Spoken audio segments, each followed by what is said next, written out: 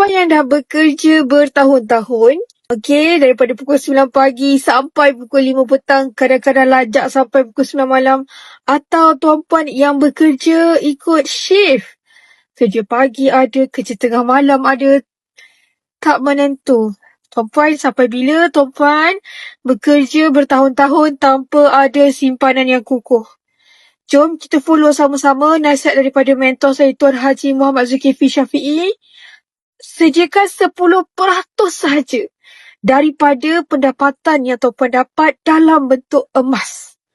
Tuan-puan, simpanan emas nilainya lebih kukuh, lebih terjamin dan kalis inflasi. Dengan akaun Gap Public Gold, tuan-puan, kita boleh menabung mengikut bajet. Dengan akaun Gap Public Gold, tuan-puan, kita boleh capai matlamat tabungan. Dengan akaun Gap Public Gold, tuan-puan boleh setting auto debit minimum 200 sahaja untuk tabungan yang lebih selamat. Atau ikut bajet tuan-puan paling minimum 100 sahaja. Tuan-puan, orang yang berjaya bukanlah tak konsisten. Ternyata orang yang berjaya dalam apa sahaja urusan termasuk tabungan emas melalui aktiviti yang sangat konsisten dan berdisiplin.